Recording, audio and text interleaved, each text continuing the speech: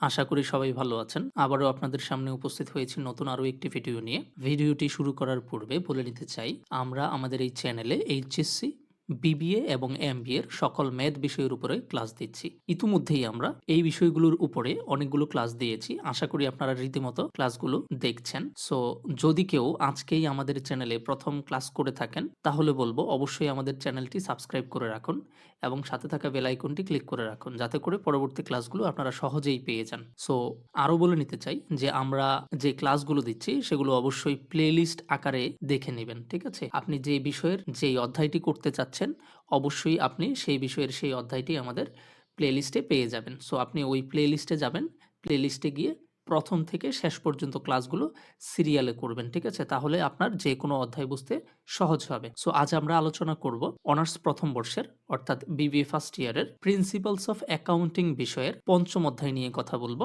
So পঞ্চম অধ্যায়ের নাম হচ্ছে মার্চেন্ডাইজ অপারেশনস অ্যান্ড কি অ্যাকাউন্টিং সিস্টেম। সো আমরা ইতিমধ্যেই এই অধ্যায়টিরও কয়েকটি ক্লাস দিয়েছি, তারই ধারাবাহিকতায় আমরা আজকে আরো একটি ক্লাস নিয়ে উপস্থিত হয়েছি। সো আজ আমরা যে অঙ্কটি নিয়ে আলোচনা করব সেটা হচ্ছে ফাইফু, লাইফু এবং যে অ্যাভারেজ মেথড আছে, ঠিক আছে?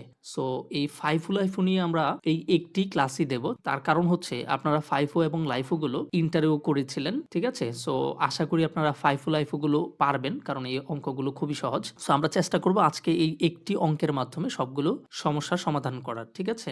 সো আজ আমরা যে অঙ্কটি নিয়ে বা প্রশ্নটি নিয়ে কথা বলবো সেটা অ্যাকাউন্টিং ডিপার্টমেন্টে 2019-এ আসছে, ঢাকা ইউনিভার্সিটির বিবিএতে আসছে, 7 কলেজে মার্কেটিং এ 2020 সালে আসছে। সো এই অঙ্কটিও খুবই গুরুত্বপূর্ণ, এমন অঙ্ক পরীক্ষায় আসে। প্রশ্নটিতে যদি আপনি দেখেন তাহলে দেখবেন কি বলা হয়েছে। বলা হয়েছে ABC limited uses perpetual inventory system. কি পারপিচুয়াল ইনভেন্টরি সিস্টেম? তার মানে হচ্ছে নিত্য বা অবিরত মজুদ পদ্ধতি তারা ব্যবহার করে। বলছে যে দ্য ফলোয়িং ডাটা, মানে নিচের যে ডাটাগুলো আছে সেগুলো রিলেটেড টু এবিসি লিমিটেড। নিচের এই ডাটাগুলো এবিসি লিমিটেডের সাথে কি সম্পর্কিত, বা এবিসি লিমিটেডের লেনদেনগুলো এই নিচে দেয়া আছে। আচ্ছা, আমরা এখানে যে লেনদেনগুলো দেয়া আছে সেগুলো দেখার পূর্বে আমরা দেখে নেব যে আমাদেরকে কি কি করতে বলা হয়েছে, ঠিক আছে?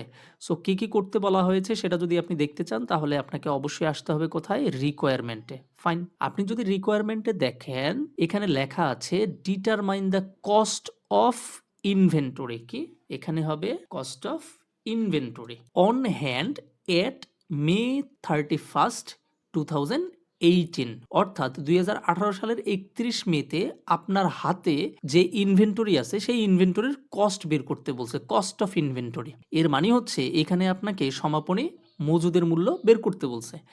এরপরে বলা হয়েছে and cost of goods sold, এবং বিক্রিত পণ্যের ব্যয় বের করেন ফর মে, মানে মে মাসের জন্য। আন্ডার দিস, আন্ডার মানে হচ্ছে অধীনে বা ব্যবহার করে। কি ব্যবহার করবেন? প্রথমে বলা হয়েছে ফার্স্ট ইন ফার্স্ট আউট, এর মানে হচ্ছে ফাইফু, অনেকে এটাকে ফিফু বলে। আবার হচ্ছে গিয়ে লাস্ট ইন ফার্স্ট আউট, তার মানে হচ্ছে লাইফু, অনেকে এটাকে লিফু বলে, বলতে পারেন, সমস্যা নাই। তারপরে 3 নম্বরে বলা হয়েছে ওয়েটেড এভারেজ কস্ট মেথড, এটাও করতে বলা হয়েছে। দেন করতে বলা হয়েছে সিম্পল এভারেজ কস্ট মেথড, তার মানে হচ্ছে আমাদেরকে দুইটা গড় পদ্ধতি করতে বলছে। একটা হচ্ছে ওয়েটেড, ওয়েটেড এর বাংলা হচ্ছে ভারযুক্ত গড় পদ্ধতি। কি ভারযুক্ত গড় পদ্ধতি। আর সিম্পল এভারেজ যেটা সেটা হচ্ছে সরল গড় পদ্ধতি। কি সরল গড় পদ্ধতি, এটা হচ্ছে ভারযুক্ত গড়। ফাইন। সো এখন আমরা প্রথমে কি করব? ফার্স্ট ইন ফার্স্ট আউট মেথডটা আছে সেটা আমরা আগে দেখে নেব, ঠিক আছে? অবশ্যই শেষ পর্যন্ত দেখবেন, কারণ আমরা এই অঙ্কের শেষের দিকে এমন কিছু কথা বলে দেব যা এই অঙ্কটার মধ্যে নাই, কিন্তু অধিকাংশ অঙ্কের মধ্যে ওই কথাগুলো থাকে বা ওই দফাগুলো বা ওই লেনদেনগুলো আসে। সো শেষ পর্যন্ত দেখবেন, শেষ পর্যন্ত দেখলে আপনি সেই বিষয়গুলো ক্লিয়ার হতে পারবেন, ঠিক আছে? সো আমরা এখানে দেখতে পাচ্ছি ডান পাশে আমাদের আনসার আছে, এখানে দেখেন সলিউশন দেয়া আছে এবং রিকোয়ারমেন্ট কি 1 দেয়া আছে। সো আমরা দেখতে পাচ্ছি এখানে একটা বক্স করা আছে। আমরা বক্সটি করার আগে দেখব এখানে যে আমরা লাইফু ফাইফু করব, এটা কিসের অঙ্ক, এটা কোথাকার অঙ্ক, কেন করতে হয় সেটা আমরা দেখব। খেয়াল করে দেখেন, ধরেন আপনার একটা প্রতিষ্ঠান আছে। সো সেই প্রতিষ্ঠান কি করে? অন্য কোনো জায়গা থেকে পণ্য ক্রয় করে নিয়ে আসে, ঠিক আছে? ধরেন কার কাছ থেকে ক্রয় করে? সরবরাহকারী। আমরা আরো একটা কথা বলতে পারি যে পাওনাদার থেকে ক্রয় করে আনে। সো আমরা এখানে সরবরাহকারী বললাম, ঠিক আছে? ওকে। সো সরবরাহকারী থেকে ক্রয় করে আনে, এনে সে কি করে? গুদামের মধ্যে রাখে। মানে আপনি এই সরবরাহকারী থেকে ক্রয় করে আপনি এনে গুদামে রাখেন, এটা হচ্ছে আপনার গুদাম। ফাইন। গুদাম থেকে আপনি কোথায় পাঠান? আপনি কারখানায় পাঠান। এই গুদাম এবং কারখানা দোনোটাই আপনার প্রতিষ্ঠানের, ঠিক আছে? এটা হচ্ছে কারখানা। ফাইন। তো বেসিক্যালি আমরা যেটা করি, ফাইফু এবং লাইফু যে মেথডগুলো করি, অর্থাৎ এই যে অঙ্কগুলো করি, এগুলো বেসিক্যালি হচ্ছে গুদামের অঙ্ক। অর্থাৎ গুদামে আমার কত টাকার মাল আমি ক্রয় করে আনলাম বা কত টাকার মাল আমার কাছে আসলো, এবং গুদাম থেকে কত টাকার মাল বা কত ইউনিট মাল আমার কারখানায় চলে গেল। অর্থাৎ যদি আসে তাহলে গুদামের মাল বাড়বে, আর যদি আমি গুদাম থেকে কারখানায় প্রেরণ করি তাহলে গুদামের পণ্য বা মাল কমে যাবে। অর্থাৎ আমরা এই যে 4টা মেথড এখানে পাচ্ছি, যে 4টা মেথড আমাদেরকে করতে বলছে প্রশ্নে বাঁ দিকে, এই 4টা মেথডই বেসিক্যালি আমরা গুদামে কত টাকার মাল বা কত ইউনিট মাল আসলো এবং কত ইউনিট মাল চলে গেল সেটার হিসাবটাই আমরা করি। তাহলে সহজ কথা হচ্ছে, আমরা যে ফাইফো, লাইফো, ওয়েটেড অ্যাভারেজ এবং সিম্পল অ্যাভারেজের অঙ্কগুলো করি সেগুলো হচ্ছে বেসিক্যালি গুদামের অঙ্ক। কিসের অঙ্ক? গুদামের অঙ্ক। ফাইন। আশা করি বুঝতে পেরেছেন। এবার আমরা এই যে বক্স বা ঘরটা আছে আমরা সেটা দেখে নেব যে কিভাবে তৈরি করতে হয়। আশা করি আপনারা ইতোমধ্যেই পারেন, কারণ আপনারা ইন্টারে পড়ে আসছেন। সো আমরা কি করব, সহজে এই বক্সটা মনে রাখার চেষ্টা করব। দেখেন, এখানে প্রথমে আপনি কি করবেন, ডেটের ঘর দিবেন। এই হচ্ছে আমাদের ডেটের ঘর। ফাইন। এই ডেটের ঘরের পরে আমরা আরও একটা ঘর দিতে পারি, সেটা হচ্ছে ডিটেলসের ঘর অথবা অ্যাকাউন্টস টাইটেলের ঘর। এই জায়গা দিয়ে আমরা আরও একটা ঘর করতে পারি বড় করে, যদিও এখানে জায়গা নেই এজন্য করা হয়নি। সো ওই ডিটেলসের ঘর বা অ্যাকাউন্টস টাইটেলের ঘরটা আমরা দিতে পারি। ওকে, ফাইন। দেওয়ার পর আমরা যেটা করব, পরের বাকি যেই অংশটা থাকবে সেটাকে আমরা 3টা ভাগ করব। কয়টা ভাগ? এই যে দেখেন, এইখানে একটা ভাগ, তারপরে এই জায়গায় একটা ভাগ, আর এটা হচ্ছে একটা ভাগ। তাহলে কয়টা ভাগ করলাম? 3টা ভাগ। ফাইন। আচ্ছা, এই দাগটা যে আমরা দেবো এটা একটু মোটা করে দেব, ঠিক আছে?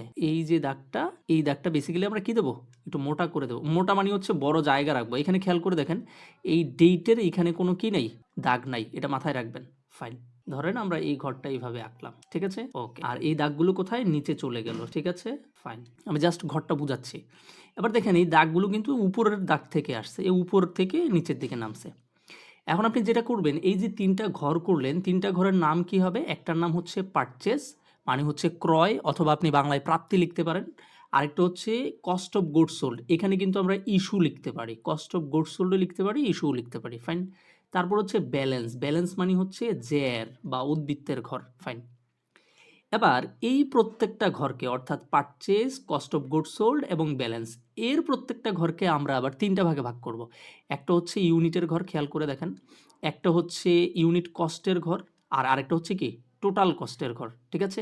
সেম একইভাবে এই কস্ট অফ গুডস সোল্ডের মধ্যেও unit, unit cost, total cost. ব্যালেন্সের মধ্যেও unit, unit cost, total cost. আশা করি বুঝতে পেরেছেন। ঘরটা আঁকা বা মনে রাখা একেবারেই সহজ, ঠিক আছে? আশা করি আপনারা ঘর আঁকা শিখে ফেলেছেন। আমরা এখন যেটা করব সেটা হচ্ছে সরাসরি এখন অঙ্কে চলে যাব। ওকে। সো আমাদের প্রথমে কি করতে বলছে? First in first out. Sir, first in first out মানে কি? এটার মানে হচ্ছে আগে যেই পণ্যটা আমরা ক্রয় করে আনবো সেই পণ্যটাই আমাদেরকে আগে বিক্রি করে দিতে হবে, ঠিক আছে? আবারও বলতেছি, যেটা আমরা আগে ক্রয় করে আনবো সেটাই আমরা আগে বিক্রি করে দেব। সো এখানে সলিউশনের মধ্যে আমরা দেখতে পাচ্ছি এবিসি লিমিটেড, এখানে লেখা আছে calculation of cost of inventory on hand, তার মানে হচ্ছে সমাপনে মজুদের মূল্য বের করতে বলছে, and cost of goods sold, এবং বিক্রিত পণ্যের ব্যয় বের করতে বলছে। কিভাবে? কোন পদ্ধতিতে? Under perpetual inventory system. Under perpetual inventory সিস্টেমে আমরা কি করব? ফাইফো মেথড করব, অর্থাৎ যে মালটা আগে আসছে সেটা আমরা আগে বিক্রি করে দেবো। আচ্ছা, আরেকটা জিনিস মাথায় রাখেন, সেটা হচ্ছে যখনই আন্ডার পারপিচুয়াল ইনভেন্টরি সিস্টেম বলবে তখনই কিন্তু এই বক্স হবে। এই যে এত বড় বক্সটা আঁকলাম আমরা, এটা একমাত্র আন্ডার পারপিচুয়াল ইনভেন্টরি সিস্টেম যদি বলে তাহলেই হবে। যদি পিরিয়ডিক ইনভেন্টরি সিস্টেম বলে তাহলে কিন্তু এই বক্স এত বড় আকারে করা যাবে না, ঠিক আছে? তখন সেটা আবার অন্যভাবে করতে হবে, যখন আমরা সেই নিয়মের অঙ্ক করব সেটা দেখে নেব। আশা করি আপনারা ঘরও বুঝে গেছেন এই অঙ্কটা কেন আমরা করতেছি বা কার হিসাব করতেছি সেটাও আপনারা বুঝে গেছেন। এখন সরাসরি আমরা অঙ্কে চলে যাব। খেয়াল করে দেখেন, মে 1-এ বলা হয়েছে, বাম পাশের প্রশ্নে দেখেন, মে 1 বিগিনিং ইনভেন্টরি 400 ইউনিট, অর্থাৎ প্রারম্ভিক মজুদ পণ্য আমাদের হাতে কত ছিল? 400 ইউনিট ছিল, প্রত্যেকটার দাম ছিল 8 টাকা করে, এবং তারা এই মোট টাকাটাও দিয়ে দিয়েছে যে কত টাকার পণ্য আমার কাছে আছে। যদি এটা না থাকে, অধিকাংশ ক্ষেত্রেই থাকে না, তখন আমরা যেটা করব এই 400-র সাথে যদি 8 গুণ দিয়ে দিই তাহলেই আমরা এই ৩,২০০ টাকা পেয়ে যাব। ঠিক আছে? সো এখন যেহেতু এটা বিগিনিং ইনভেন্টরি অর্থাৎ এটা পূর্বের ব্যালেন্স। বিগিনিং ইনভেন্টরি মানে হচ্ছে কি? পূর্বের ব্যালেন্স। ঠিক আছে? সো এই পূর্বের ব্যালেন্স অবশ্যই ব্যালেন্সের ঘরে যাবে। এখানে যেহেতু ৩ টা ঘর, একটা পারচেজ, একটা কস্ট অফ গুডস সোল্ড, একটা হচ্ছে কি? ব্যালেন্স। সো এটা যেহেতু ব্যালেন্সের, এজন্য এটা কোথায় চলে যাবে? ব্যালেন্সে চলে যাবে। খেয়াল করে দেখেন ২০১৮ মে ১ ইউনিটের ঘরে দেখেন আমরা কত ইউনিট লিখব? ৪০০ ইউনিট। প্রশ্নটাতে ৪০০ ইউনিট ছিল এবং প্রত্যেকটা ইউনিটের দাম কত ছিল? ৮ টাকা করে এবং ২ টাকে যদি আমরা গুণ দেই তাহলে আমরা ৩,২০০ টাকা পেয়ে যাব। ফাইন। পরের প্রশ্নটাতে বলা হয়েছে মে ১০ পারচেজেস ১,০০০ ইউনিট। কত টাকা? ৯ টাকা করে। সো যেহেতু এখানে লেখাই আছে আমি পারচেজ করছি অর্থাৎ প্রাপ্তি বা ক্রয় হয়েছে। সো আমরা তারিখটা আগে লিখব। এই যে উত্তরের দিকে খেয়াল করেন মে ১০ যেহেতু ক্রয় করেছি আমরা অবশ্যই ক্রয়ের ঘরে আমরা লিখব। তার মানে হচ্ছে কস্ট অফ গুডস সোল্ডেও লেখা যাবে না, ব্যালেন্সেও এই এন্ট্রি বা এই লেনদেন লেখা যাবে না। সো পারচেজে আমরা লিখছি কত? ১,০০০ unit. Fine. Per unit cost কত ছিল? ৯ টাকা করে। ২ টাকে যদি আমরা গুণ দিই তাহলে আমরা ৯,০০০ টাকা পেয়ে যাব। ফাইন। এবার আপনাকে এইটাও ব্যালেন্সে নিয়ে লিখতে হবে। ঠিক আছে? আপনি যতবারই ক্রয় করেন না কেন অবশ্যই সেটাকে কি করতে হবে? ব্যালেন্সের ঘরে নিয়ে হিসাবভুক্ত করতে হবে। আবার যদি আপনি বিক্রি করে দেন বা ইস্যু করে দেন সেটাও আপনাকে বিয়োগ করে ব্যালেন্সে নিয়ে লিখতে হবে। সো এখন খেয়াল করে দেখেন এই লেনদেনটা ব্যালেন্সে লেখার আগে আপনার কাছে যে প্রারম্ভিক ব্যালেন্স ৪০০ ইউনিট ছিল সেটা আপনাকে আগে লিখে নিতে হবে। তার মানে হচ্ছে পূর্বে যদি কোনো ইউনিট থাকে সেটাকে আগে নামাতে হবে। ফাইন। দেন আমরা যে এখানে ১,০০৯, ৯,০০০ লিখছি সেটা এখানে লিখেছি। দেখেন ১,০০৯ এবং কি ৯,০০০ টাকা। শেষ। ১০ তারিখের কাজ। মে ১৫ তে বলা হয়েছে সেলস 1000 ইউনিট। তার মানে হচ্ছে ১,০০০ ইউনিট কি করেছে? বিক্রি করেছে। সেলসের যে লেনদেন সেটা অবশ্যই আমরা কস্ট অফ গুডস সোল্ড এর ঘরে লিখব। সো এখানে দেখেন কস্ট অফ গুডস সোল্ড এর ঘরে আমরা যেহেতু ১,০০০ ইউনিট বিক্রি করব। কয় হাজার? ১,০০০। এখন আরেকটা জিনিস মাথায় আনতে হবে সেটা হচ্ছে আমরা কোন পদ্ধতিতে অঙ্ক করতেছি? FIFO। FIFO র মানে কি ছিল? FIFO র মানে ছিল ফার্স্ট ইন ফার্স্ট আউট। যেই পণ্যটা আগে ক্রয় করেছি সেটাই আগে কি করতে হবে? বিক্রি করতে হবে। আমি বিক্রি করব ১,০০০ কিন্তু আমি প্রথমে ক্রয় করে আনছিলাম কত? বা আমার কাছে ক্রয়কৃত পণ্য বা প্রারম্ভিক ব্যালেন্স ছিল কত? ৪০০। তাহলে এইটাই আনবো। তাই তো? তার কারণ কি? তার কারণ হচ্ছে ৪০০ টা আমার আগের ছিল। এই ১,০০০ পরে ক্রয় করেছি। তাহলে আগের পণ্য কোনটা? ৪০০ টা। তার মানে হচ্ছে ৪০০ টাকে আগে আনবো। যেহেতু আমি ১,০০০ টা বিক্রি করব। সো প্রথমে যে ৪০০ ইউনিট ছিল সেটাকে আগে বিক্রি করে দেব। সো ৪০০ কত টাকা করে ছিল? ৮ টাকা করে এবং ৩,২০০ টাকা আসে। ফাইন। এখন এই যে ১,০০০ ইউনিট বিক্রি করব, ১,০০০ এর মধ্যে মাত্র দিলাম কত? ৪০০। আমাকে আরো দিতে হবে কত? ৬০০ ইউনিট। এই ৬০০ ইউনিট আমি এই ১,০০০ থেকে দিয়ে দেব। সো ১,০০০ থেকে যদি ৬০০ ইউনিট দিয়ে দেই, কত টাকা করে? ৯ টাকা করে। তাহলে আমাদের টাকা আসতেছে ৬ নং কত? ৫৪, ৫,৪০০ টাকা। ফাইন। এখন খেয়াল করে দেখেন আমার এই যে ৪০০ এবং ১,০০০ এর পণ্য ছিল আমার কাছে তার মধ্যে ৪০০ আমি দিয়ে দিয়েছি এবং এই ১,০০০ থেকে আমি ৬০০ দিয়ে দিয়েছি। তাহলে এই ১,০০০ এর মধ্যে আমার আর থাকবে ৪০০ ইউনিট। প্রত্যেক ইউনিটের দাম ৯ টাকা করে ৩,৬০০ টাকা আসে। তার মানে হচ্ছে আমরা মে ১৫ পর্যন্ত যে লেনদেন সেই লেনদেন বুঝে গিয়েছি। ঠিক আছে? যদি না বুঝেন তাহলে ভিডিওটা আবারও একটু টেনে দেখবেন। পিছনে একটু টেনে দেখে নেবেন। তাহলে ১৫ পর্যন্ত আমাদের কাজ শেষ। ২০ তারিখে কি বলছে? বলছে যে মে ২০ পারচেজেস ৮০০ ইউনিট ৯.৫ টাকা করে এবং তারা টাকাটাও দিয়ে দিছে কত? ৭,৬০০। সো আমরা পারচেজের ঘরেই লিখব। পারচেজের ঘরে এই যে ২০ তারিখ পারচেজ কত? ৮০০ ইউনিট ৯.৫ টাকা করে ৭,০০০ কত? ৬০০। এটা লেখার আগে আমরা বলেছিলাম পূর্বেই যে আগের কোনো পণ্য যদি আমাদের হাতে থাকে তাহলে সেটাকে আগে লিখতে হবে। তাহলে এই ৪০০ ইউনিট আগে লিখে ফেললাম পুরাটা। ঠিক আছে? দেন এখানে ৮০৯ টাকা ৫০ পয়সা এবং ৭,০০০ কত? ৬০০। এটাও আমরা এখানে লিখে দিলাম। তার মানে বারবার বলছি যে পূর্বে যদি কোনো পণ্য থেকে থাকে তাহলে সেটাকে আমাদের পরের পণ্যটা লেখার আগেই লিখে নিতে হবে। ঠিক আছে? এবার আসেন ২৫ নম্বরে কি বলছে? যে সেলস কত? ৮০০ ইউনিট। সো ৮০০ ইউনিট যেহেতু বিক্রি করব এবং যেহেতু এটা FIFO মেথড সো আমাদেরকে যেটা করতে হবে এই আগে যে পণ্যটা আসছে বা আগের যে পণ্যটা ছিল সেটাকে আগে বিক্রি করে দেব। তাহলে ৪০০ ইউনিট আগে বিক্রি করব। 400 ইউনিটের দাম ছিল 9 টাকা করে, 3600 টাকা, আমরা 3600 টাকায় কী করে দিলাম, দিয়ে দিলাম। দেন আমাদের যেহেতু 800 ইউনিট বিক্রি করতে হবে, এই যে এখানে 800 ইউনিট বিক্রি করতে হবে, 800 ইউনিটের মধ্যে পূর্বের 400 ইউনিট দিয়ে দিয়েছি, আরও কত ইউনিট দিতে হবে, 400 ইউনিট। সো আমরা আনসারের দিকে দেখি, আনসারে যদি আপনি খেয়াল করেন তাহলে দেখবেন এই যে নিচে যে 800 আছে, তাহলে এই 800 থেকে 400 ইউনিট দিলাম, এই 800-র প্রত্যেকটার দাম ছিল 9.5 টাকা করে। সো সেখান থেকে 400 ইউনিট 9.5 টাকা করে দিয়ে দেব, টাকা আসবে 3800। তাহলে দেখেন আমার প্রথম যে 400 সেটা তো দিয়ে দিলাম, তার মানে সেটা আমার কাছে নাই, শেষ। এবং নিচের যে 800 ছিল সে 800-র মধ্যে 400 দিয়েছি, এই হচ্ছে 400, ফাইন। সো এটা কত টাকা করেছিল, 9.5 টাকা করেছিল, এটাও 3800 টাকা আসে। এর মানে হচ্ছে 25 নাম্বার পর্যন্ত আমাদের লেনদেনগুলো বোঝা হয়ে গেল। এবার 30 তারিখে যদি আপনি খেয়াল করেন, 30 তারিখে বলছে যে আবারও পারচেস করছি 600 ইউনিট 10 টাকা করে। সো পারচেজের ঘরেই আমরা লিখব, ঠিক আছে। ইউনিটের ঘরে 600, পার ইউনিট কস্ট কত ছিল, 10 টাকা করে ছিল, এবং টোটাল কস্ট কত, 6000। আচ্ছা, পূর্বের কি কোনো ইউনিট আছে, আছে, এই যে 400 ইউনিট, 400 ইউনিট লিখে নিয়েছি। দেন এখানের 600 ইউনিট আমরা এখানে লিখেছি, 600, 10 এবং কি 6000। তাহলে এই অঙ্কটার মধ্যে আমরা কি দেখলাম, এই অঙ্কটার মধ্যে আমরা দেখলাম যে যদি ক্রয় করে আনি তাহলে পারচেজের ঘরে লিখব, যদি আমরা সেলস করি তখন কস্ট অফ গুডস সোল্ডের ঘরে লিখব। আর পূর্বের যদি কোনো ব্যালেন্স থাকে, মানে হচ্ছে প্রারম্ভিক মজুদ থাকে, তাহলে সেটা আমরা ব্যালেন্সের ঘরে লিখব। এবং ক্রয় করি অথবা বিক্রয় করি, সেটা যোগ এবং বিয়োগ করেও সেটা কোথায় লিখতে হবে, ব্যালেন্সের ঘরেই লিখতে হবে, ঠিক আছে। ওকে, এখন আপনি খেয়াল করে দেখেন আপনার সর্বশেষ দিন আপনার কাছে কয়টা প্রোডাক্ট হাতে আছে, খেয়াল করে দেখেন। এই যে 30 তারিখের পরে আমাদের প্রশ্নে আর কোনো লেনদেন নাই, ঠিক আছে। ওকে, তাহলে এখন খেয়াল করে দেখেন ব্যালেন্সের ঘরটার দিকে একটু তাকান। ব্যালেন্সের ঘরের লাস্ট যে তারিখ, সে লাস্ট তারিখে আপনার কাছে ইউনিট আছে কয়টা, 400 আর 600। 400 600 যোগ করলে হয় 1000, তার মানে হচ্ছে আপনার হাতে 1000 ইউনিট আছে।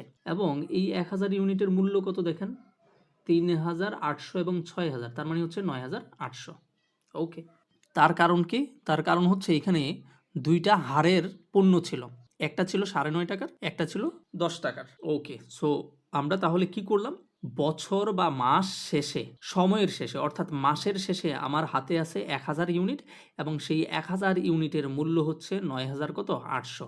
সো আমাদের প্রশ্নে আমাদের থেকে চেয়েছে তোমার মাস শেষে যে পণ্যটা থাকে সেই পণ্যের কস্ট কত। সো সেই পণ্যের কস্ট আমরা দেখতেছি 9000 কত টাকা, 800 টাকা। সো এই জন্য আনসারে লেখা আছে দেখেন, cost of inventory on hand 9000 কত, 800। আর যেই ইউনিট আমার হাতে আছে সেটা হচ্ছে কি এন্ডিং ইনভেন্টরি, কত, 1000 ইউনিট। এই 1000 ইউনিটের দামই হচ্ছে 9800, যেটা আমরা এখানে দেখতে পাচ্ছি, ফাইন। এবং আমাদেরকে আরও একটা জিনিস বের করতে বলছিল, সেটা হচ্ছে cost of goods sold. Cost of goods sold মানে হচ্ছে বিক্রিত পণ্যের ব্যয়। আপনি যদি এই কস্ট অফ গুডস সোল্ডের ঘরের দিকে তাকান এবং টোটালের ঘরের দিকে তাকান, তাহলে আপনাকে যেটা করতে হবে, এই দুইটা এবং এই দুইটা কি করতে হবে, আপনাকে যোগ করতে হবে। এখন বলতে পারেন যে ব্যালেন্সের ঘরে আপনি শুধুমাত্র নিচেরগুলো নিলেন, আর কস্ট অফ গুডস সোল্ডের ক্ষেত্রে আপনি সবগুলো কেন নিচ্ছেন। তার কারণ হচ্ছে আমাকে এইখানে এন্ডিং ইনভেন্টরি বের করতে বলছে। তার মানে হচ্ছে এন্ডিং ইনভেন্টরি কাকে বলে, মাসের শেষে বা বছরের শেষে যেটা হাতে থাকে সেটাই আমার এন্ডিং ইনভেন্টরি। এই জন্য শেষেরগুলো নিতে হবে, উপরেরগুলো নেওয়া যাবে না। আরেকটা হচ্ছে কস্ট অফ গুডস সোল্ড, আরেকটা কি, কস্ট অফ গুডস সোল্ড বের করতে বলছে। কস্ট অফ গুডস সোল্ডের মানে হচ্ছে বিক্রিত পণ্যের ব্যয়। এর মানে হচ্ছে মাসের শুরু থেকে শেষ পর্যন্ত যতগুলো প্রোডাক্ট আমি বিক্রি করেছি সবগুলোর কস্ট কত ছিল, সবগুলোর বিক্রিত পণ্যের ব্যয় কত ছিল। তার মানে আমাকে সবগুলোই আনতে হবে, যতগুলো প্রোডাক্ট আমি বিক্রি করেছি সবগুলোই আনতে হবে। এজন্য কস্ট অফ গুডস সোল্ড আমার কত, সবগুলো যোগ করলে আমি এখানে দেখতে পাচ্ছি 16000। এজন্য আমাদের এখানে আনসার হবে 16000। এর মানে হচ্ছে আমরা ফাইফো মেথডে আমরা আমাদের অঙ্কটি করে ফেলেছে, ঠিক আছে। এখন আমরা লাস্ট ইন ফার্স্ট আউট বা লাইফো মেথড বা লিফো মেথডে আমরা চলে যাব, ঠিক আছে। ওকে, সো এই ডান পাশে আমরা দেখতে পাচ্ছি এই যে আমাদের লাইফো মেথড চলে আসছে। সো লাইফো মেথডে আমাদেরকে যেটা করতে হবে সেটা হচ্ছে পরে যেই পণ্যটা ক্রয় করব সেটা আগে বিক্রি করতে হবে, ঠিক আছে। সো আমরা একটু মুছে নিচ্ছি দেখতে যেন সুবিধা হয়। সো ঘর একই হবে, এখানে আর কোনো চিন্তা করার কিছু নাই, এটাও পারপিচুয়াল ইনভেন্টরি সিস্টেমই হচ্ছে। সো আমরা যদি মে 1-এ দেখি কি বলছিল, বিগিনিং ইনভেন্টরি 400 ইউনিট 8 টাকা করে 3200 টাকা। সো স্বাভাবিকভাবেই এটাও ব্যালেন্সের ঘরেই যাবে, আমরা পূর্বে এটা নিয়ে আলোচনা করেছি। সো আশা করি আপনারা বুঝতে পেরেছেন। সো দেখেন ব্যালেন্সের ঘরে কি হয়েছে, ব্যালেন্সের ঘরে আমরা 400 ইউনিট লিখেছি এবং ইউনিট কস্টের ঘরে 8 টাকা এবং টোটাল কস্টের ঘরে আমরা ৩,২০০ টাকা লিখেছি। ফাইন। এটা গেল মে ১ এর কাজ। এবার দেখেন প্রশ্নে মে ১০ এ কি বলা হয়েছে? পারচেজ ১,০০০ ইউনিট ৯ টাকা করে ৯,০০০ টাকা। ঠিক আছে? সো মে ১০ এ আমরা কি করেছি? ইউনিটের ঘরে ১,০০০ ইউনিট লিখেছি। ইউনিট কস্টে ৯ টাকা। এখানে ৯ টাকা হবে। ঠিক আছে? এখানে একটা পয়েন্ট আসবে। এটা কমা হয়ে গেছে। সমস্যা নাই। আমরা ঠিক করে দিছি। আচ্ছা এখানে চেষ্টা করবেন আপনারা একটু দেখে অঙ্ক করার। ঠিক আছে? কারণ এখানে অনেক কাজ তো। সো স্বাভাবিকভাবেই টুকটাক ভুল থাকতে পারে টাইপিংয়ে। এটা নরমাল বিষয়। আশা করি আপনারা দেখে নেবেন, হ্যাঁ? আর যদি কোথাও আপনারা সমস্যা পান অবশ্যই কমেন্টের মাধ্যমে জানাবেন যে এই জায়গাটায় ভুল আছে। তাহলে আমরা পরবর্তীতে সংশোধন করে নিতে পারবো। ফাইন। সো আশা করি আপনারা অনেক ম্যাচিউর। এই ছোটখাটো ভুলগুলো আপনারা বুঝে নিতে পারবেন। ফাইন। সো আমাদের ১০ এ কি বলছে? ১০ এ বলছিল কি ১,০০০ ইউনিট কি করেছি? পারচেজ করেছি ৯ টাকা করে ৯,০০০। সো আমরা এটা লিখে ফেলেছি ১,০০০ ৯ টাকা এবং কি ৯,০০০। ৯,০০০ টাও কি টাকা, এটা হচ্ছে টোটাল টাকা। ফাইন। এখন দেখেন এই পূর্বে ছিল ৪০০ ইউনিট, সেটা আগে লিখে ফেলবো আমরা। লিখে ফেলেছি এবং পরবর্তীতে ১,০০০ ইউনিট কিনেছি সেটাও আমরা এখানে লিখে ফেলেছি। ঠিক আছে? সো পরের ইউনিটগুলো লেখার জন্য আমাদেরকে যেটা করতে হবে আগের ইউনিটগুলো এনে লিখতে হবে। ফাইন। সো আগের ছিল ৪০০, এখন আর হয়েছে ১,০০০ ইউনিট। ১৫ তারিখে বলছে মে ১৫ তে দেখেন সেলস ১,০০০ ইউনিট বা ১,০০০ ইউনিটস। সো এখানে আমাদেরকে যেটা করতে হবে লাইফো মেথডে আমরা কি করব? শেষে যে পণ্যটা ক্রয় করে আনছি সেটাই তো আগে বিক্রি করব, তাই না? তার মানে আজকে এই ৪০০ ইউনিট থেকে দেয়া যাবে না। কারণ ৪০০ ইউনিট হচ্ছে আগের পণ্য। পরে কিনছি কোনটা? ১,০০০ ইউনিট। তার মানে হচ্ছে এই লাইফো মানেই হচ্ছে লাস্টেরটা আপনাকে ফার্স্টে বিক্রি করতে হবে। তো লাস্টে আসছে কত? ১,০০০ ইউনিট। এজন্য আমরা এই ১,০০০ ইউনিটটাকেই এখানে কি করে দেব? বিক্রি করে দেব। বা কস্ট অফ গুডস সোল্ড এর ঘরে লিখব। ঠিক আছে? ওকে। কত করে? ৯ টাকা করে। এখানে দেখেন এখানেও এগুলো কি হবে? দশমিক হবে। আশা করি আপনারা এগুলো বুঝে নিবেন, হ্যাঁ? ওকে। তাইলে ১,০০০ ইউনিট দিয়ে দিলাম, কত টাকা করেছিল? ৯ টাকা করেছিল। ৯,০০০ টাকা। ফাইন। কিন্তু আমার কাছে রয়ে গেছে কত? ওই যে পূর্বের যে ৪০০ ইউনিট ছিল সেটা কিন্তু বিক্রি করতে পারি নাই। কারণ লাইফোতে তো পরেরটা আগে বিক্রি করতে হবে। তার মানে এই ৪০০ ইউনিট আমার কাছে থেকে যাবে এবং খেয়াল করে দেখেন আমাদের ব্যালেন্সের ঘরে কিন্তু এই ৪০০ ইউনিট আমরা লিখেছি, হ্যাঁ? এই যে এখানে লিখেছি দেখেন ৪০০ ইউনিট। ৪০০ ইউনিট কত টাকা? ৮ টাকা করে আর ৩,২০০ টাকা। ওকে। এরপরে ২০ তারিখে কি বলছে দেখেন তো প্রশ্নে? মে ২০ এ বলছে পারচেজ ৮০০ ইউনিট ৯.৫ টাকা করে ৭,৬০০। তার মানে পারচেজের ঘরে লিখব। এই যে দেখেন পারচেজের ঘরে ২০ তারিখ লিখছি আমরা ৮০০ ইউনিট ৯ টাকা ৫০ পয়সা বা ৯.৫ টাকা এবং ৭,৬০০ টাকা। সো পূর্বের আছে কত? পূর্বের ৪০০ ইউনিট। ৪০০ ইউনিট আগে কি করতে হবে? নামাতে হবে। তারপরের এই ৮০০ ইউনিটটা এখানে টোটাল লিখে ফেলবো সুন্দর করে। ফাইন। তার মানে ২০ নাম্বারও আমরা বুঝে গেছি। ২৫ নাম্বারে কি বলছে? ২৫ নাম্বারে বলছে সেলস ৮০০ ইউনিট। আপনি ৮০০ ইউনিট বিক্রি করছেন। খেয়াল করে দেখেন তো। আমরা যেহেতু লাইফো মেথডে করতেছি, এই শেষে কোনটা? শেষে কি ৪০০ নাকি ৮০০? এই ৮০০ হচ্ছে শেষের প্রোডাক্ট। সো শেষের প্রোডাক্টটাকেই আমরা কি করব? বিক্রি করে দেব ৮০০ ৯.৫ টাকা করে ৭,৬০০ টাকা। তার মানে এইখানের ৮০০ আমরা বিক্রি করে ফেললাম কিন্তু উপরের ৪০০ এখনো পর্যন্ত বিক্রি করতে পারতেছি না। তার মানে এই উপরের যে ৪০০ ইউনিট সেটাকে আমরা কোথায় নিয়ে আসব? পরবর্তী ঘরে ব্যালেন্সে নিয়ে আসবো। ঠিক আছে? কারণ এই ৪০০ তো আমরা বিক্রি করে ফেললাম। তার মানে হচ্ছে উপরের ৪০০ ইউনিট রয়ে গেল। এটা আমরা নিচে নামিয়ে ফেলবো। ফাইন। এবং টাকা যা ছিল তাই আমরা লিখব। ৩০ তারিখে বলছে যে আবারও পারচেজ করছি ৬০০ ইউনিটস। কত টাকা? ১০ টাকা করে ৬,০০০ টাকা টোটাল। সো যেহেতু ক্রয় করেছি আমরা পারচেজের ঘরেই লিখব। সো দেখেন ৬০০ ইউনিট ১০ টাকা করে টোটাল কত? ৬,০০০ টাকা। সো পূর্বের যে ৪০০ ইউনিট ছিল সেটা আগে আমরা নামাবো এবং এখানের ৬০০ ইউনিটটা এখানে সুন্দর করে লিখে দেবো। ফাইন। তার মানে আমাদের লাইফো পদ্ধতিও বোঝা হয়ে গেল। লাইফো পদ্ধতি আসলে বিষয়টা হচ্ছে এই অঙ্কগুলো খুবই সহজ।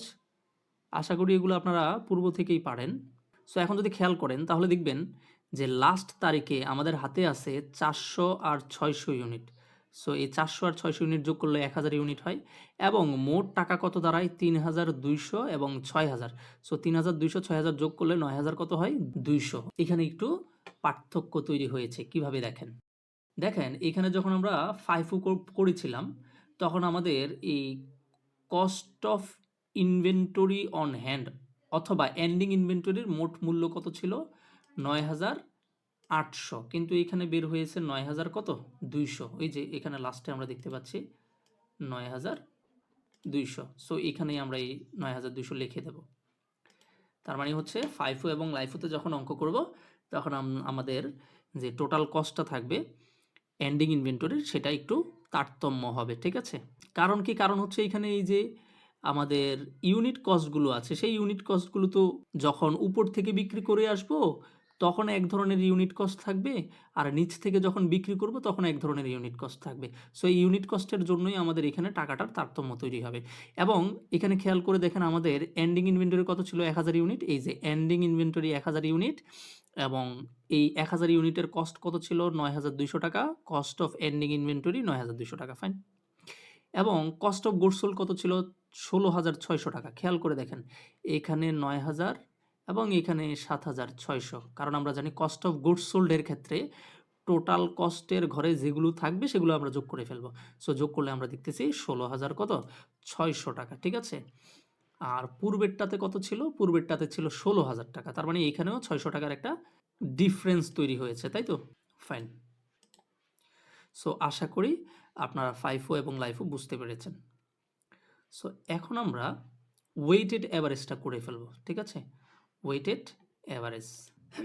সো এই ওয়েটেড অ্যাভারেজও একবারেই সহজ। এখানে 3 নম্বরে দেখেন বলা হয়েছে যে ওয়েটেড অ্যাভারেজ কস্ট মেথড ব্যবহার করে এখানেও তুমি কস্ট অফ গুডস সোল্ড এর টাকাটা বের করো এবং এন্ডিং ইনভেন্টরির মূল্যটা বের করো। সো ওয়েটেড অ্যাভারেজ যেটা, এটা বেশি কঠিন না, এটাও সহজ। সো আমরা প্রথম থেকে আবার একটু দেখি।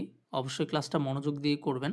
আমরা চাইলে আলাদা আলাদা করে অঙ্ক দিতে পারতাম, কিন্তু এই অঙ্কগুলো আসলে আলাদা আলাদা করে দিয়ে আপনাদের সময় নষ্ট করার কোনো মানে হয় না, ঠিক আছে? আপনাদের সময়ের অনেক মূল্য আছে, তো সময়টা কাজে লাগান। এখানে খেয়াল করে দেখেন ঘরটর আপনারা পারেন, একই ঘর। এখানে মে একে কি বলা হয়েছে? বিগিনিং ইনভেন্টরি 400 ইউনিট, 8 টাকা করে। সো বিগিনিং ইনভেন্টরি কোথায় যাবে? ব্যালেন্সের ঘরে যাবে। আশা করি আপনারা বুঝে গেছেন, এটা বোঝানোর কিছু নাই।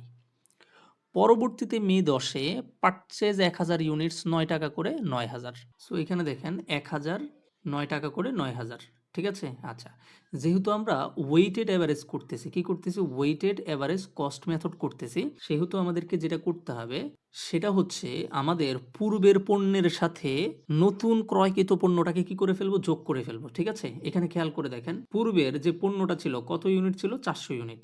আর নতুন করে 10 তারিখ কিনছি 1000 ইউনিট।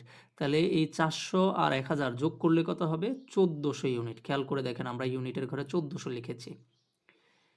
FIFO এবং LIFO মেথডে অঙ্ক করতে গিয়ে আমরা কিন্তু এভাবে যোগ করতাম না, আমরা নিচে নিচে লিখতাম। আগে 400 লিখতাম, দেন এই 1000 ইউনিট এনে নিচে দিয়ে লিখতাম। কিন্তু ওয়েটেড অ্যাভারেজে আমরা এটা করতে পারবো না।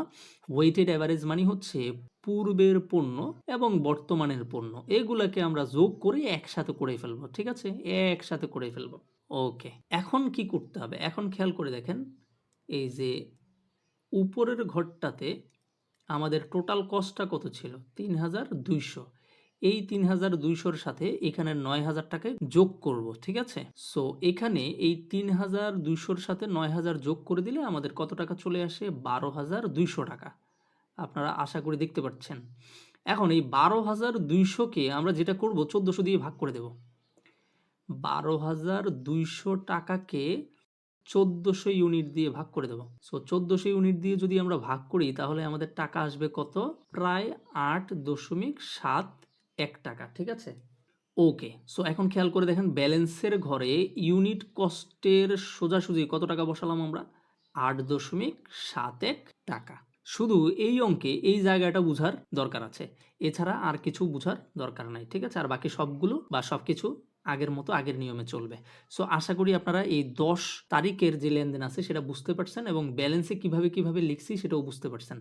আমি আরেকবার আপনাদেরকে বলে দিচ্ছি যে আপনি যখন ওয়েটেড অ্যাভারেজে আসবেন তখন আপনার এই পূর্বের পণ্য এবং বর্তমানের পণ্য অর্থাৎ পুরাতন এবং নতুন পণ্য সবগুলোরে একসাথে করে ফেলবেন। আপনাকে আলাদা রাখার কোনো প্রয়োজন নাই। তার মানে এখানের 400, এখানের 1000, তাহলে হইল কত? 1400। আবার এখানের 3200-র সাথে এখানের 9000 টাকা যোগ করবেন। যোগ করলে আপনার কত হয়ে যাচ্ছে? 12200। সো এই 12200-কে আপনি এই 1400 বা 1400 দিয়ে কি করবেন? ভাগ করবেন। ভাগ করলে আপনার 8.71 চলে আসবে। আশা করি 10 তারিখ পর্যন্ত বুঝতে পেরেছেন। এবার আমরা মে 15-র দিকে যদি তাকাই তাহলে এখানে দেখবেন লেখা আছে সেলস করেছি কত? 1000 ইউনিট। ফাইন। সো সেলস যেহেতু করেছি, এই লেনদেনটা আমরা কোথায় নিয়ে লিখব? কস্ট অফ গুডস সোল্ডের ঘরে। ঠিক আছে? সো আমরা দেখতে পাচ্ছি কস্ট অফ গুডস সোল্ডের ঘরে 15 তারিখ। কত তারিখ? এই যে 15 তারিখ আমরা কি করব? আমরা কস্ট অফ গুডস সোল্ডের ঘরে লিখব 1000। আচ্ছা, এখানে খেয়াল করে দেখেন, আমার কাছে প্রোডাক্ট আছে 1400। 1400 থেকে আমি 1000 ইউনিট দিয়ে দেব। টাকা কত ছিল? টাকা আমাদের 8 টাকা 71 পয়সা করে ছিল। আমরা 8 টাকা 71 পয়সা করে লিখে দিয়েছি। টাকা আসতেছে 8710 টাকা। ফাইন।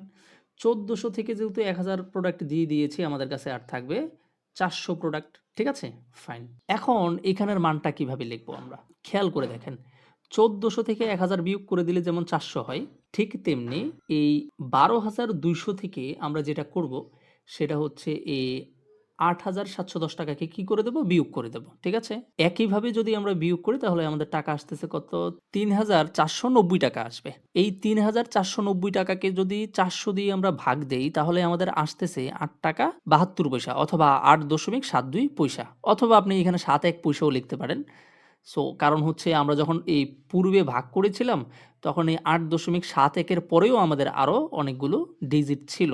ফ্র্যাকশন নিয়ে কোনো সমস্যা নেই। ঠিক আছে? দশমিকের পরের ফ্র্যাকশন বা মান নিয়ে তেমন কোনো ঝামেলা নাই। আপনি যা দিবেন তাই হবে।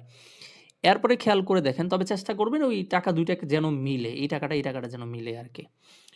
তো এখানে বলছে কি? এখানে বলছে মে ২০। সো ২০ তারিখে কি বলছে? ২০ তারিখে বলছে যে পারচেজ ৮০০ ইউনিট। ৯.৫ টাকা করে ৭,৬০০ ইউনিট। সো পারচেজ যেহেতু বলছে, আমরা অবশ্যই উত্তরেও কি পারচেজের ঘরেই লিখব। সো এই পারচেজের ঘরে আমরা এখানে দেখতে পাচ্ছি মে ২০ ইউনিট দেয়া আছে ৮০০, ৯.৫ টাকা করে ৭,৬০০ টাকা হচ্ছে মোট কস্ট। ঠিক আছে? ওকে। এখন খেয়াল করে দেখেন, আমাদের এই পূর্বে পণ্য কত ছিল ব্যালেন্সে?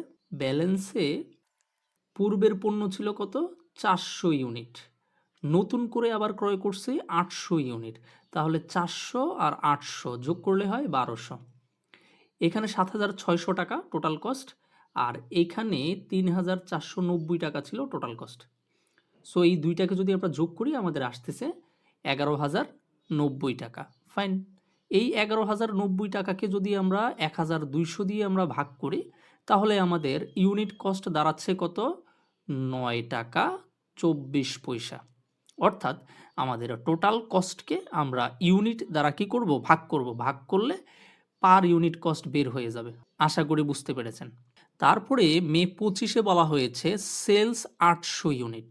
সো আমাদের হাতে আছে আপনার ১২০০ ইউনিট। সো ১২০০ ইউনিট থেকে আমরা ৮০০ ইউনিট দিয়ে দেব ৯ টাকা ২৪ পয়সা করে। এই যে ৯ টাকা ২৪ পয়সা। সো আমরা লিখে দিয়েছি। এই দুইটাকে যদি আমরা গুণ করি আমাদের টাকা আসতেছে ৭,৩৯২ টাকা। আর ১২০০ ইউনিট থেকে যদি ৮০০ ইউনিট বিক্রি করে ফেলি বা দিয়ে দিই আমাদের কাছে আরও থাকবে কত? ৪০০ ইউনিট। এবং এই যে ১১,০৯০ টাকা থেকে যদি আমরা ৭,৩৯২ টাকাকে বিয়োগ করি তাহলে আমাদের থাকতেছে ৩,৬৯৮ টাকা। ফাইন। এবং এই ৩,৬৯৮ টাকাকে যদি আমরা ৪০০ ইউনিট দিয়ে ভাগ দেই আমাদের ইউনিট কস্ট বের হয়ে যাবে ৯ টাকা ২৪ পয়সা। ফাইন। আশা করি বুঝতে পেরেছেন। ৩০ তারিখে বলা হয়েছে পারচেজেস ৬০০ ইউনিট এট টাকা 10 অ্যান্ড টাকা 6,000, অর্থাৎ ১০ টাকা করে ৬০০ ইউনিট কিনেছি, টোটাল ৬,০০০ টাকা খরচ হবে। ঠিক আছে?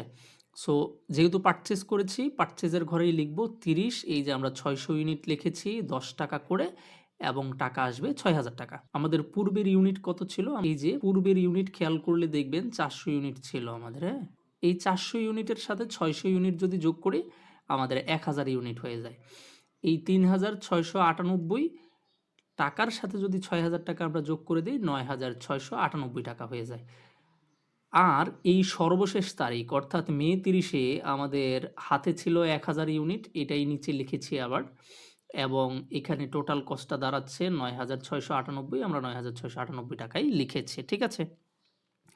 তাহলে আমাদের এই মাস শেষে অর্থাৎ মে মাস শেষে ওয়েটেড অ্যাভারেজ কস্ট মেথডে আমাদের হাতে ইউনিট থাকবে ১,০০০, কিন্তু তার টোটাল কস্ট দাঁড়াবে কত? অর্থাৎ এন্ডিং ইনভেন্টরির যে কস্ট আছে সেই কস্ট দাঁড়াবে ৯,৬৯৮। সো এখানে খেয়াল করে দেখেন এন্ডিং ইনভেন্টরি লেখা হয়েছে ১,০০০ ইউনিট, আর এখানে আমাদের এই এন্ডিং ইনভেন্টরির কস্ট বের হইছে। কস্ট অফ এন্ডিং ইনভেন্টরি ৯,৬৯৮। আর কস্ট অফ গুডস সোল্ড কত? এখানে খেয়াল করে দেখেন কস্ট অফ গুডস সোল্ড এর ঘরে আমরা টোটাল কস্টের মধ্যে যে টাকাগুলো পাবো সেগুলো সবগুলো যোগ করে দিলে আমাদের টাকা আসবে ১৬,১০২ টাকা। এখানেও দেখতেছি আমরা কিছুটা টাকার মধ্যে গরমিল বা পার্থক্য বা ডিফারেন্স তৈরি হয়েছে। সো এখানে আমরা কস্ট অফ গুডস সোল্ড এর মধ্যে টাকাটা কত লিখব? ১৬,১০২ টাকা। সো এ পর্যন্ত আমরা ৩টি মেথড একসাথে দেখে নিলাম, ঠিক আছে? আমাদের এখন সর্বশেষ যে মেথড সেটা হচ্ছে সিম্পল এভারেস্ট কস্ট মেথডটা আমরা একটু দেখে নেব। সো এই হচ্ছে আমাদের সিম্পল এভারেস্ট কস্ট মেথড। একই ঘরে আমাদের অঙ্ক হবে, কোনো সমস্যা নাই। সো আমরা বুঝার জন্য প্রশ্নের এই দাগগুলো আমরা মুছে দিচ্ছি, একটু মনোযোগ দেবেন, ঠিক আছে? এই অঙ্কটাও সহজ। খেয়াল করে দেখেন মে ১ এ কি বলা হয়েছে? বিগিনিং ইনভেন্টরি ৪০০ ইউনিট, ৮ টাকা করে ৩,২০০। সো যেহেতু বিগিনিং ইনভেন্টরি এটা ব্যালেন্সে বসে আমরা ব্যালেন্সে বসাবো, ঠিক আছে? এই হচ্ছে আমাদের answer simple average cost method, requirement ৪। এখানে আমরা ব্যালেন্সের ঘরে লিখব। এই তারিখের ঘরে কত লিখব আমরা? মে ১, ফাইন। ইউনিটের ঘরে ৪০০ ইউনিটস, আর ইউনিট কস্টের ঘরে ৮ টাকা করে ৩,২০০ টাকা বসিয়ে দিয়েছি। এটা আমরা প্রত্যেকটা অঙ্কের মধ্যেই এটা করেছি। সো এখানে বুঝার কিছু নাই, ঠিক আছে? ওকে। এবার মে ১০ এ দেখেন বলা হয়েছে পারচেজ ১,০০০ ইউনিটস, এর টাকা কত? ৯ টাকা করে, অ্যান্ড টোটাল আসতেছে টাকা ৯,০০০। যেহেতু পারচেজ করেছি আমরা পারচেজের ঘরে লিখব, ঠিক আছে? এই যে পারচেজের ঘরে আমরা মে ১০ লিখেছি ১,০০০ ইউনিট ৯ টাকা করে ৯,০০০ টাকা, ফাইন। এখন যেটা করব সিম্পল এভারেজ। এভারেজ মানে হচ্ছে কি? গড়। আমরা ওয়েটেড এভারেজের ক্ষেত্রেও দেখেছি যে আমরা আগের পণ্য এবং পরের পণ্যকে কি করে ফেলি? যোগ করে ফেলি বা একত্রে মিলিয়ে ফেলি।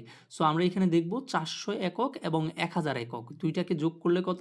১৪০০ একক, ঠিক আছে? এরপরে আমাদের এখানে টোটাল কস্ট হচ্ছে ৯,০০০, আর এখানে টোটাল কস্ট হচ্ছে কত? ৩,২০০। সো ৯,০০০ আর ৩,২০০ যদি আমরা যোগ করি তাহলে আমাদের আসতেছে ১২,২০০। আজকে এই অঙ্কে একটা জিনিস মাথায় রাখতে হবে, আমরা শুধুমাত্র প্রথম ঘরটাতেই ইউনিট কস্ট লিখব এবং পরের ঘরগুলোতে কোনো ইউনিট কস্ট আমরা লিখব না, ঠিক আছে? এটা অঙ্কের নিয়ম। ব্যালেন্সের ঘরে আমরা শুধুমাত্র প্রথম যে প্রারম্ভিক ব্যালেন্সটা বসাবো সেখানেই আমরা ইউনিট কস্টটা আমরা লিখব। আদারওয়াইজ আমরা অন্যান্য ক্ষেত্রে ইউনিট কস্ট লিখব না। কেন লিখব না এটা একটু পরে বলছি আমরা, ঠিক আছে? ওকে। এরপরে আমরা যদি দেখি ১৫তে বলা হয়েছে সেলস ১,০০০ ইউনিট। সেলস ১,০০০ ইউনিট, ফাইন। সো আমরা এখানে মেতে দেখতে পাচ্ছি মে ১৫। এখানে যেহেতু আমরা সেলস করব, ইস্যু বা কস্ট অফ গুডস সোল্ড এর ঘরে লিখব আমরা ইউনিটের ঘরে লিখছি ১,০০০। কিন্তু এখানে ইউনিট কস্ট আমরা কত লিখব সেটা কিভাবে বের করব? সেটা বের করার নিয়মটা একেবারেই সহজ, একটু খেয়াল করে দেখেন। এখানে যখন আমরা ১,০০০ ইউনিট বিক্রি করব বা এই পণ্যগুলো দেব কোথা থেকে? এই যে ১,৪০০ ইউনিট থেকে দিয়ে দেব। এখন এই ১,৪০০ ইউনিটে কয়টা হারের পণ্য আছে আমরা সেটা দেখব। আমরা দেখব এই ১৪০০ ইউনিটের মধ্যে এখানের ৪০০ ইউনিট আছে, এখানের ১,০০০ ইউনিট আছে। সো এই ৪০০ ইউনিট ছিল কত টাকা করে? ৮ টাকা করে, ঠিক আছে? এবং এই ১,০০০ ইউনিট কত টাকা করে ছিল? ৯ টাকা করে। সো এই ৮ টাকা এবং ৯ টাকাকে আমরা যোগ করব এবং ২ দ্বারা ভাগ করব। যেহেতু ২ টা হারের টাকা, একটা হচ্ছে ৮ টাকা হারের পণ্য, আরেকটা হচ্ছে ৯ টাকা হারের পণ্য। সো যেহেতু ২ টা হার এখানে, এজন্য ২ দ্বারা কি করব? ভাগ করব। ভাগ করলে আমাদের আসতেছে 8 পয়েন্ট কত? 5। সো যখন আমরা বিক্রয় করব তখনই আমাদেরকে কিন্তু এই ক্যালকুলেশনটা করতে হবে। সো আমরা যখনই ১,০০০ ইউনিট বিক্রি করতেছি ১৫ তারিখে, তখন আমাদের এখানে রেটটা আমরা কত ধরব? ৮.৫ টাকা করে ধরব। তার কারণ হচ্ছে এখানে এই ৪০০ ইউনিটও ১৪০০ র মধ্যে আছে এবং ১,০০০ ইউনিটও ১৪০০ ইউনিটের মধ্যে আছে, ঠিক আছে? সো এখন সবগুলোকে যেহেতু একসাথে করে ফেলছি, এজন্য আমাদের এভারেজ একটা এই হার বের করতে হবে। সো এই এভারেজ হারটা আমরা বের করে নিলাম, ঠিক আছে? ওকে। এখন যদি আমরা এই ১,০০০ এর সাথে এই ইউনিট কস্টটাকে গুণ করি তাহলে আমাদের টাকা আসতেছে ৮,৫০০ টাকা। এরপরে খেয়াল করে দেখেন ১৪০০ ইউনিট থেকে যেহেতু ১,০০০ ইউনিট দিয়ে দিয়েছি, আমাদের কাছে আর থাকবে ৪০০ ইউনিট, ঠিক আছে? এবং এইখানে টাকাটা বের করব এই যে ১২,২০০ টাকা থেকে এই ৮,৫০০ টাকাকে কি করে? বিয়োগ করে। সো বিয়োগ করে দিলে আমরা দেখতে পাচ্ছি ৩,৭০০ টাকা বের হয়ে যায়, ঠিক আছে? ওকে, ফাইন। তার মানে হচ্ছে ১৫ তারিখ পর্যন্ত আমরা বুঝে গেছি। আমরা একটু মুছে ফেলি বুঝার স্বার্থে। 20 তারিখে এখানে দেখতে পাচ্ছি যে পারচেজেস 800 ইউনিট 9.5 টাকা করে 7,600 টাকা আসে মোট কস্ট। সো 20 তারিখে আমরা লিখেছি 800 ইউনিট যেহেতু পারচেজ করেছি পারচেজের ঘরেই লিখবো আমরা 9.5 টাকা করে 9,600। আচ্ছা আগের ছিল কত 400, এখন নতুন করে কিনছি কত 800, তাহলে হচ্ছে 1200 ইউনিট। আগের কস্ট ছিল 3,700, এখন কস্ট হচ্ছে 7,600। সো এই দুইটাকে যোগ করলে আমরা পাচ্ছি 11,300। ফাইন। 25-এ বলতেছে যে সেলস করা হয়েছে 800 ইউনিট। সো আমরা মে 25-এ 800 ইউনিট কস্ট অফ গুডস সোল্ডের ঘরে লিখব 800 ইউনিট, ঠিক আছে? আচ্ছা, এখন এই 800 ইউনিট যে বিক্রি করব, এটা বিক্রি করব কার থেকে? 1200 ইউনিট থেকে বিক্রি করব, ঠিক আছে? ওকে, আমরা আগেরটা মুছে দেই। এখন আমাদেরকে একটা জিনিস বুঝতে হবে, সেটা হচ্ছে এই 1200 ইউনিটের মধ্যে কোন কোন হারের বা কোন কোন রেটের পণ্য আছে খেয়াল করে দেখেন। যখন আমরা এই 1000 ইউনিট বিক্রি করছিলাম তখন এই 1000 ইউনিটের মধ্যে কিন্তু এই 400 ইউনিট চলে গেছে। আচ্ছা আমি আবারও বুঝাচ্ছি, প্রথম থেকে বুঝাই তাহলে বুঝতে সুবিধা হবে। খেয়াল করে দেখেন, আমরা যখন 1000 ইউনিট বিক্রি করছি এটা কার থেকে বিক্রি করছি? 1400 ইউনিট থেকে। এই 1400 ইউনিটে কে কে ছিল? এই প্রথমের 400 ছিল এবং পরের 1000 ছিল, তাই তো? সো যখন আমরা 1000 ইউনিট বিক্রি করে দিচ্ছি তখন আমাদেরকে এভাবে চিন্তা করতে হবে যে প্রথম 400 দিয়ে ফেলছি এবং এই 1000-এর মধ্যে 600 দিয়ে ফেলছি। সো 400 আর 600 দিলেই তো আমাদের কি হয়? 1000 হয়। তার মানে এইখানে সর্বশেষে যে 400 ইউনিট ছিল 1000 ইউনিট দেওয়ার পরে, সেই 400 ইউনিট কোথা থেকে ছিল? এই 1000-এর 600 দেওয়ার পরেও আরও 400 রয়ে গেছে, সেই 400 ইউনিটই এখানে এই অতিরিক্ত বা এক্সট্রা বা সর্বশেষে রয়ে গেছে, ঠিক আছে? তাহলে এই 400 ইউনিট কত টাকার রেটের? 9 টাকা রেটের। ফাইন। এবং পরবর্তীতে আরও কিনছি 800 ইউনিট, সেটার প্রাইস কত ছিল? 9.5 টাকা। তাইলে আমার এখন কয়টা ইউনিটের মাল আছে? এই 1200 ইউনিটের মধ্যে কয়টা হারের মাল আছে? 2টা হারের।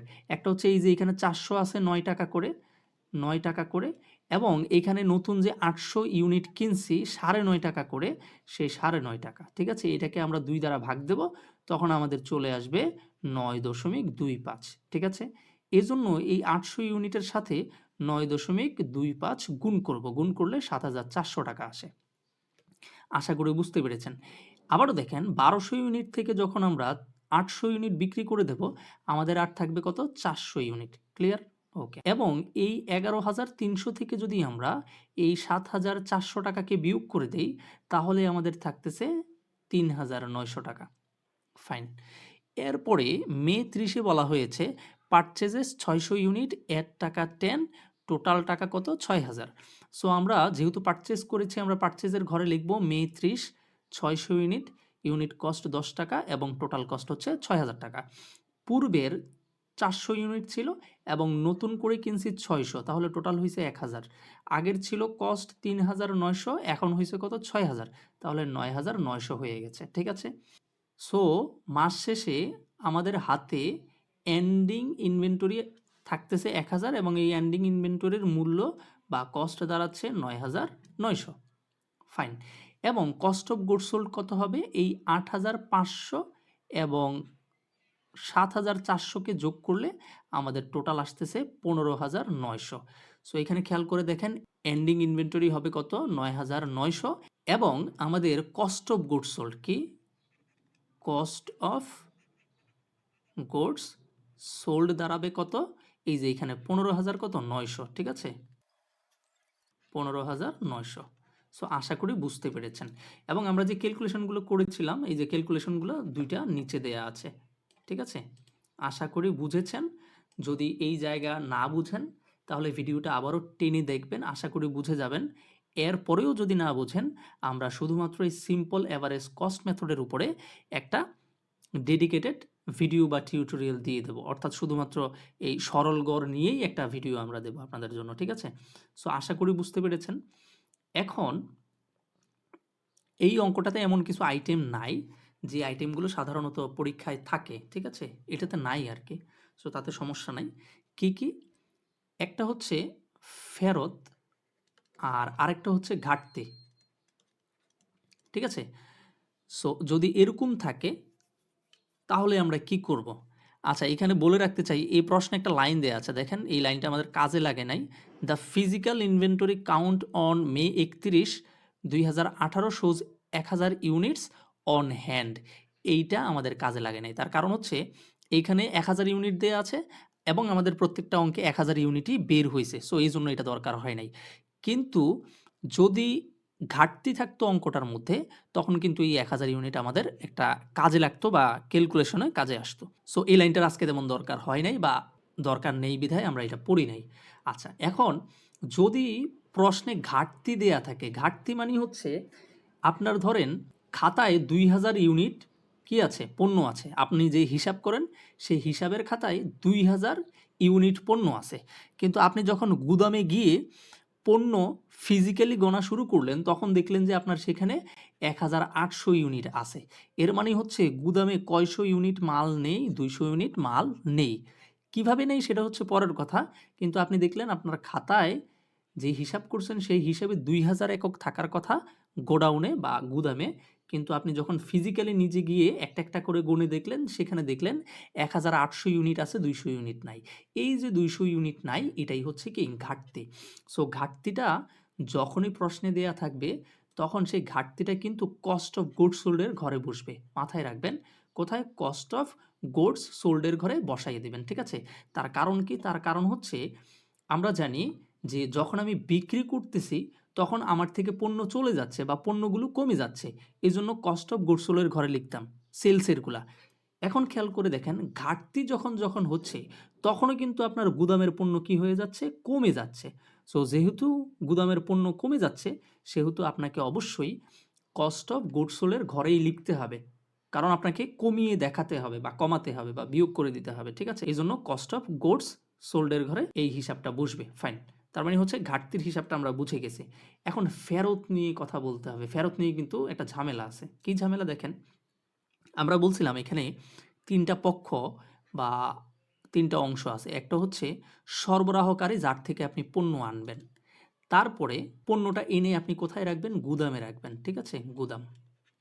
সেই গুদাম থেকে প্রয়োজনে বা প্রয়োজন অনুসারে আপনি সেগুলো কারখানায় পাঠাবেন। কোথায় পাঠাবেন? কারখানায়। ওকে। এখন খেয়াল করে দেখেন, আপনি সরবরাহকারীর কাছ থেকে গুদামে পণ্য কিনে নিয়ে আসেন। সে গুদাম থেকে পণ্যটা আপনি কারখানায় পাঠান। তাই তো? আচ্ছা। এখন ফেরত নিয়ে কথা। ফেরত কিন্তু ২ ধরনের হয়। কয় ধরনের? ২ ধরনের। খেয়াল করে দেখেন তো, কারখানায় যে পণ্যগুলো আপনি পাঠালেন, ধরেন আপনি ৫০০ একক পাঠালেন। এখন কারখানায় যারা উৎপাদন কাজে নিয়োজিত আছে, তারা দেখলো এখান থেকে এই ৫০টা একক নষ্ট আছে বা ডিফেক্ট আছে। এখন তারা কি এই ৫০টা একক দিয়ে প্রোডাক্ট তৈরি করে ফেলবে নাকি এটা ফেরত পাঠাবে? অবশ্যই কারখানা থেকে আবারও গুদামে ফেরত পাঠাবে। কোথায়? গুদামে। খেয়াল করে দেখেন তো, ধরেন আপনি যখন তাদেরকে ৫০০ ইউনিট পাঠিয়েছিলেন, পাঠানোর পরেও আপনার কাছে ১,০০০ ইউনিট রয়ে গেছে। কত পাঠানোর পরে? ৫০০ ইউনিট যখন আপনি গুদাম থেকে কারখানায় পাঠালেন, আপনার তারপরেও ১,০০০ একক গুদামে রয়ে গেছে। অর্থাৎ টোটাল ১৫০০ একক ছিল, ১৫০০ একক থেকে আপনি ৫০০ একক দিছেন, আপনার কাছে ১,০০০ একক এখনো আছে। আচ্ছা, এই ৫০ একক কারখানা থেকে গুদামে আবার ফেরত পাঠানো হলো। এখন কি গুদামের পণ্য বাড়বে নাকি কমবে? অবশ্যই বেড়ে যাবে। তার মানে হচ্ছে কারখানা থেকে যদি গুদামে ফেরত পাঠানো হয়, তখন আপনার প্রোডাক্ট কি হয়ে যাবে? বেড়ে যাবে। আর এই কারখানা থেকে গুদামের যেই ফেরত, এই ফেরত বেড়ে যাওয়ার কারণে আপনাকে লিখতে হবে পারচেজের ঘরে। কোন ঘরে? পারচেজের ঘরে। কারণ আমরা জানি পারচেজের ঘরে যখন লিখেছি, তখনই ব্যালেন্সের ঘরে কিন্তু বেড়েছে। এই যে ৪০০, ৪০০ র সাথে পারচেজের ১,০০০ যখন যোগ করে দিছি, তখনই আমাদের ইউনিট কত হয়ে গেছে? ১৪০০ হইছে। তার মানে যখনই প্রোডাক্ট বাড়বে, তখনই পারচেজের ঘরে লিখতে হবে। আর যখনই প্রোডাক্ট কমবে, তখন কস্ট অফ গুডস সোল্ড এর ঘরে লিখতে হবে। একটু আগে দেখেন আমরা ঘাটতির কথা বলছি, ঘাটতিতে পণ্য কমে যায়, এজন্য আমরা কস্ট অফ গুডস সোল্ড এর ঘরে লিখতে বলছি। ঠিক একইভাবে এই কারখানা থেকে যখন গুদামে ফেরত আসবে, তখন আপনাকে পারচেজের ঘরে লিখতে হবে। কার ঘরে? পারচেজের ঘরে। এবার আসেন, এই যে ৫০টা ডিফেক্ট মাল বা পণ্য আপনার কাছে পাঠানো হইলো, অর্থাৎ কারখানা থেকে গুদামে পাঠানো হলো, এই ৫০টা একক নিয়ে কি আপনি বসে থাকবেন? না। এই ৫০টা একক আপনি আবার কার কাছে পাঠাবেন? সরবরাহকারীর কাছে। তো এখন খেয়াল করে দেখেন, যখন কারখানা থেকে ৫০টা প্রোডাক্ট আপনার কাছে আসলো বা কাঁচামাল আপনার কাছে আসলো, তখন আপনার প্রোডাক্ট বা এই গুদামের পণ্য কিন্তু বেড়ে গেল। এখন সেই ৫০টা আবারও আপনি কার কাছে পাঠিয়ে দিলেন? যার থেকে ক্রয় করে আনছেন, অর্থাৎ সরবরাহকারীর কাছে পাঠিয়ে দিয়েছেন। এখন এই ১০৫০টা ইউনিট থেকে, এই যে এই ১০৫০টা ইউনিট থেকে যখন আপনি আবার ৫০টা সরবরাহকারীর কাছে পাঠিয়ে দিলেন, তখন আপনার কাছে আবার কয় হাজার? ১,০০০ একক থাকবে। তার মানে হচ্ছে গুদাম থেকে ৫০টা একক কি হয়ে যাচ্ছে? কমে যাচ্ছে। সো যেহেতু প্রোডাক্ট কমে যাচ্ছে, সেহেতু এই গুদাম থেকে সরবরাহকারীর কাছে যখন ফেরত পাঠাবেন, তখন আপনি কস্ট অফ গুডস সোল্ড এর ঘরে লিখবেন। ঠিক আছে? ওকে। তাহলে এখন আমরা এক কথায় সাম আপ করি বা শেষ করে দেই। যখন আপনার কারখানা থেকে গুদামে পণ্য ফেরত আসবে, তখন আপনার কোথায় লিখবেন? পারচেজের ঘরে। আবার যখন গুদাম থেকে সরবরাহকারীর কাছে ফেরত পাঠাবেন, তখন কোথায় লিখবেন? কস্ট অফ গুডস সোল্ড এর ঘরে। ঠিক আছে? এটা লিখতে হবে, এই ফেরতটা লিখতে হবে কস্ট অফ গুডস সোল্ড এর ঘরে। অর্থাৎ বিক্রয় করার ক্ষেত্রে আপনি যেখানে লেখেন সেখানেই লিখতে হবে কস্ট অফ গুডস সোল্ড। ঠিক আছে? আচ্ছা, এখন পরীক্ষায় বুঝবেন কেমনে? পরীক্ষায় বুঝবেন, এই যে কারখানা থেকে যখন গুদামে ফেরত পাঠাবে, তখন এটা লেখা থাকবে ফেরত আসলো। বাংলায় বলি আগে, ফেরত আসলো। ঠিক আছে? আর যখন আপনি গুদাম থেকে সরবরাহকারীর কাছে পাঠাবেন ফেরত, তখন লেখা থাকবে ফেরত প্রদান। ফেরত কি? প্রদান। তা তো বুঝে গেলেন। তার মানে হচ্ছে যখন ফেরত আসবে তখন পারচেজের ঘরে লিখবেন, যখন ফেরত প্রদান তখন আপনি কোথায় লিখবেন? কস্ট অফ গুডস সোল্ড এর ঘরে। আশা করি বুঝতে পেরেছেন। এই লেনদেনগুলো এই অঙ্কটার মধ্যে ছিল না। সমস্যা নাই। না থাকলেও আমরা এখানে আলোচনা করে দিয়েছি। আশা করি বুঝতে পেরেছেন। আপনারা অনার্সে পড়েন, অনেক ম্যাচিউর। আপনাদেরকে বেশি কথা বলতে হয় না। টুকটাক বললেই আপনারা বুঝে যান। সো আমরা সর্বোচ্চ চেষ্টা করেছি আপনাদেরকে বুঝানোর জন্য সহজ ভাষায়। আশা করি বুঝতে পেরেছেন। তারপরেও যদি কোনো সমস্যা থাকে অবশ্যই কমেন্টের মাধ্যমে জানাবেন। ঠিক আছে? আর পরবর্তীতে আর আপনারা কোন বিষয়ের কোন অধ্যায়ের উপরে ক্লাস চান সেটাও আমাদেরকে জানাবেন। আমরা চেষ্টা করব আপনাদের চাহিদা অনুযায়ী ক্লাস দেওয়ার জন্য, এবং আমাদের ক্লাসগুলো বন্ধুদের সাথে শেয়ার করবেন যাতে করে সবাই উপকৃত হয়। আর আপনারা লাইক কমেন্ট করলে আমরা পরবর্তীতে আরও টিউটোরিয়াল দিতে বা ক্লাস দিতে অনুপ্রাণিত হব। ঠিক আছে? কারণ আপনাদের জন্যই আমাদের এই প্রচেষ্টা। সো আপনাদের সাহায্য সহযোগিতা আমাদের এই প্রচেষ্টাকে আরও এগিয়ে নিয়ে যাবে আশা করি। সো আগামী কোনো ক্লাসে আবারও দেখা হচ্ছে। ততক্ষণ পর্যন্ত সবাই ভালো থাকেন, সুস্থ থাকেন। ধন্যবাদ।